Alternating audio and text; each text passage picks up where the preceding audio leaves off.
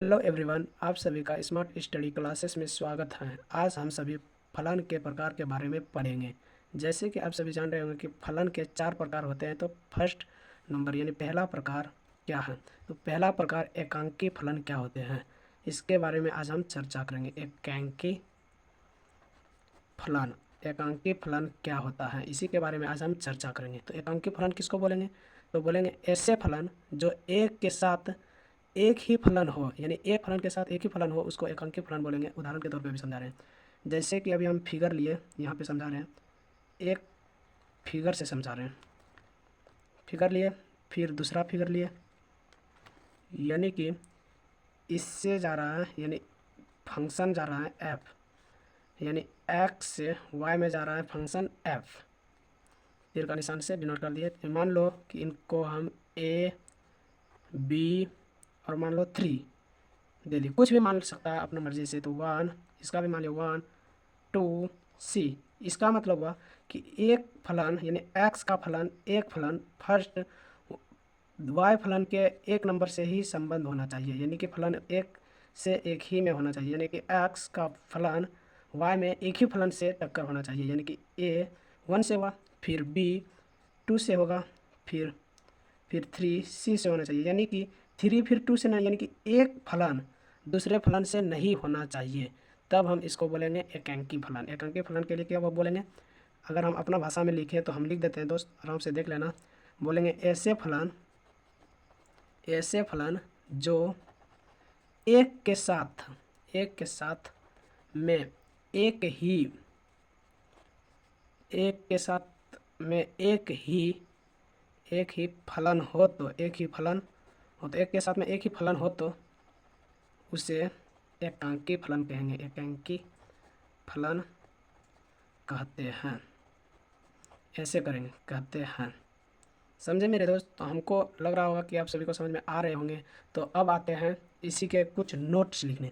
Note में ध्यान देना है तो मेरे दोस्त, जैसे अभी नोट में हम बताना चाह रहे हैं कि बहुत इंपॉर्टेंट बात है ये। मान लो हम इन ए बी, फिर यहाँ पे 1, 2 सी मान लो हम ले लिए, यानी कि एक्स फलन है और ये वाई फलन है। इससे फंक्शन जा रहा है एफ जा रहे हैं। लेकिन अगर ए का फलन एक बार ए से संबंध बनाता है और ए का फलन एक बार 2 से संबंध बनाता है और बी एक बार सी से फलन संबंध बनाता है, यानी कि प्रांत के अवयव सह प्रांत में 2 अवयवों से टक्कर नहीं ले सकता। अगर लेता है तो यह फलन नहीं होगा। ये बात ध्यान में रखना है, नहीं होगा। फिर अभी दूसरा फिर समझा रहे हैं दोस्त, फिर नोट्स में 2 फिर अवयव हम लिए और ये जा रहे हैं एक्स से वाई में और संबंध फंक्शन बना रहा है एफ, यानी कि इसका हम दे दिए 1, 2, 3, फिर ए और सी ले लिया। मान लो कि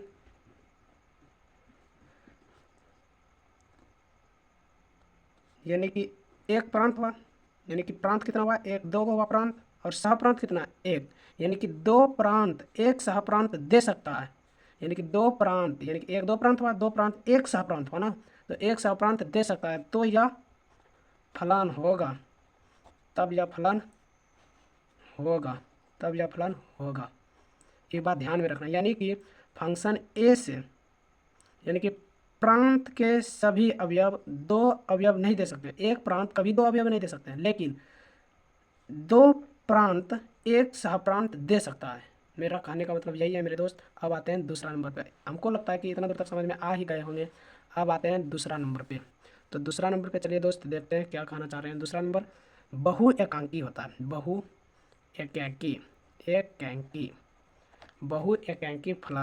एकांकी फलन किसको बोलेंगे? तो हम फिगर के माध्यम से समझा रहे हैं। फिगर बना लेते हैं पहले, फिगर से माध्यम से समझा रहे हैं, क्योंकि इसका मान दे दिए 1, 2, 3, ऐसे समझ में नहीं आएगा दोस्त, इसलिए हम फिगर के माध्यम से समझा रहे हैं। और फंक्शन एक्स वाई से फंक्शन एफ जा रहा है, ये बात तो पता ही होगा। यानी कि इसमें कहने का मतलब है फंक्शन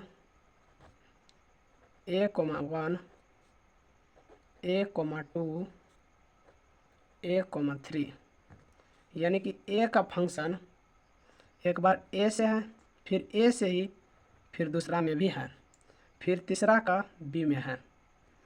इससे यह बनता है कि इसका अगर हम डेफिनेशन के तरीक़ा से बताएं तो बोलेंगे ऐसे फलन जो कि सहप्रांत अनेक प्रांत दे सकते हैं, यानी कि सहप्रांत यानी कि एक सहप्रांत अनेक प्रांत दे सकता है, तो उसे बहुएकांकी फलन कहेंगे। यानी कि एक सहप्रांत अनेक प्रांत दे सकता है, यानी कि एक सहप्रांत है अनेक प्रांत दे सकता है, तो उसे बोलेंगे बहुएकांकी फलन। यानी कि अपना भाषा में अगर लिखे दोस्त तो बोलेंगे ऐसे फलन जो कि एक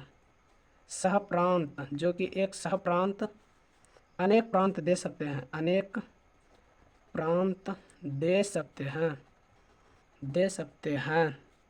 तो उसे बहुएकांकी फलन कहते हैं। यानी कि एक सहप्रांत अनेक प्रांत दे सकता है, यानी कि एक सहप्रांत है अनेक प्रांत दिया, इसे हम बोलेंगे बहुएकांकी फलन। ये बात समझ में आ गए होंगे दोस्त, क्योंकि हम एग्जाम्पल के भी माध्यम से समझाए और अपना भाषा में डेफिनेशन भी लिख के दे दिए। तो दोस्तों अगर आपको समझ में आए होंगे तो लाइक सब्सक्राइब जरूर करना और दोस्तों को भी शेयर करना। अब आते हैं तीसरा नंबर पे। तो तीसरा नंबर चलिए दोस्त देखते हैं थर्ड नंबर क्या कहना चाहते हैं। तो थर्ड नंबर चलिए दोस्त देख रहे हैं अभी थर्ड नंबर क्या कहना चाह रहे हैं। थर्ड नंबर में क्या है, आच्छादक के लिए आच्छादक फलन क्या होता है, तो एग्जाम्पल के माध्यम से समझा रहे हैं आच्छादक फलन आखिर होता क्या है। तो आच्छादक फलन अभी एग्जाम्पल के माध्यम से पहले एक हम फिगर बना लेते हैं। बनाए एक फिगर बनाने के बाद इसको हम एक एग्जाम्पल के तौर पे लेते हैं 1 2 3 लिए, फिर ABC लेते हैं, ABC लिए, फिर इसको हम यानी कि एक प्रांत अगर एक ही सहप्रांत देता है, यानी कि एक प्रांत एक ही सहप्रांत देता है तो उसे आच्छादक बोलेंगे। एक प्रांत अगर एक ही सहप्रांत देता है तो उसे आच्छादक बोलेंगे। यानी कि प्रांत के सभी अवयव सहप्रांत से मिलना चाहिए तो उसे आच्छादक बोलेंगे। तो प्रांत का सभी अवयव सहप्रांत में मिल गया तो उसको बोलेंगे आच्छादक कहेंगे। किसको बोलेंगे, जो कि प्रांत का सभी अवयव सहप्रांत से मिल जाता है। सहप्रांत से देखिए दोस्त मिल गया है तो उसको आच्छादक बोलेंगे। अब आते हैं कौन आच्छादक नहीं होगा, तो उसके भी एग्जाम्पल ही देके समझा देते हैं ताकि आप सभी को समझ में आ जाए। तो एग्जाम्पल के तौर पे भी आपको समझा रहे हैं। तो AB लिए, फिर 1 2 3 लिए, यानी कि इनको प्रांत बोलेंगे, इनको सहप्रांत बोलेंगे। मान लो कि हम A का अवयव 1 से मिला, फिर B का अवयव 2 से मिला, लेकिन 3 जो सहप्रांत में 3 छूटा है वो B में है नहीं है, जो कि यह आच्छादक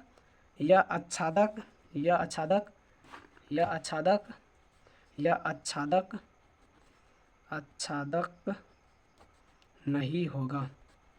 आच्छादक किसको नहीं बोलेंगे, किसको बोलेंगे, समझ में आ गए होंगे मेरे दोस्त। क्योंकि हम जानते हैं कि A का अवयव A से हुआ, B का 2 से हुआ, लेकिन 3 का किसी से हुआ नहीं। यानी कि प्रांत का अगर एक भी अवयव सहप्रांत में मिलने से छूट गया तो वह आच्छादक नहीं होगा। अगर प्रांत का सभी अवयव अगर सहप्रांत से मिल गया तो उसे आच्छादक बोलेंगे। और हमको इतना लग रहे होंगे दोस्त कि आप सभी को समझ में आ ही गए होंगे। तो अब चलते हैं चौथा नंबर पे। अगर आए मेरे दोस्त तो चौथा नंबर में अंतःक्षेपी फलन किसको बोलेंगे। तो अंतःक्षेपी अगर एग्जाम्पल के तौर से अगर हम समझाएं तो समझ में आ ही जाएंगे मेरे दोस्त। तो समझाते पहले एग्जाम्पल से हर एक स्टूडेंट को समझ में आते हैं एग्जाम्पल, क्योंकि स्टूडेंट के लिए बहुत इंपॉर्टेंट चीज़ है, इसलिए एग्जाम्पल दे के समझा रहे हैं। तो देखिए हम 1 इसमें लिया फलन में, 1 इसमें 2 लिए, इसमें 3 लिए, और यहाँ पे x है और ये y है और फंक्शन f से है। तो ABCD, और मान लो कि 1 का फलन B से है और 2 का फलन A से है और 3 का फलन D से है। तो हम क्या करें, अब इसमें क्या हुआ, देखो C का फलन छूटा है तो इसमें हम बोलेंगे ऐसे फलन, अगर डेफिनेशन के तौर पे देखें तो हम समझा दे रहे हैं, तो बोलेंगे ऐसे फलन अगर सहप्रांत देख लो, सहप्रांत का एक भी अक्षर छूट जाता है, यानी कि देखो सहप्रांत ही हुआ, सहप्रांत का एक अक्षर देखो छूटा है, अगर छूट जाता है तो ऐसे फलन को अंतःक्षेपी फलन कहेंगे। और बाबू डेफिनेशन अगर याद करेगा तो बहुत टाइम लगेगा, इसलिए हम डेफिनेशन याद नहीं करने बोल रहे हैं, हम समझा दे रहे हैं। यानी कि प्रांत का सभी अवयव सहप्रांत से मिलना चाहिए, लेकिन मिला नहीं, सह प्रांत का अवयव छूट रहा है, जिसके कारण यह अंतःक्षेपी फलन होगा, यानी कि अंतःक्षेपी फलन इसलिए कहलाएंगे। तो अब आते हैं 5वां नंबर पे। हमको लगता है कि आप सभी को समझ में आ ही गए होंगे। तो आते हैं दोस्त 5 नंबर पे, डेफिनेशन भी बोल ही दिए हैं, लिख लेना अगर लिखना चाहता है तो। 5वां नंबर है व्युत्क्रमणीय फलन। ये बहुत इंपॉर्टेंट है एग्जाम के तौर पे, और एग्जाम में कई बार पूछा भी गया है। तो आते हैं व्युत्क्रमणीय फलन। व्युत्क्रमणीय फलन बहुत इंपॉर्टेंट चीज़ है।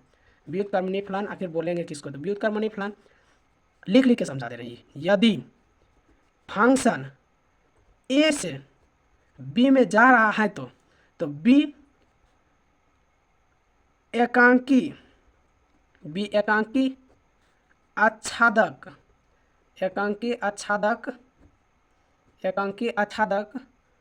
होगा, तब एफ इनवर्स, यानी कि फंक्शन ए से बी में होगा तो बी एकांकी आच्छादक दोनों होना चाहिए, तब एफ इनवर्स बी से ए निकाल सकते हैं। यही है, तब बी से ए निकाल सकते हैं। ये बात इंपॉर्टेंट था। और अगर दोस्तों आप सभी को वीडियो पसंद आए होंगे तो लाइक सब्सक्राइब जरूर करना और दोस्तों को भी शेयर करना। और इस तरह के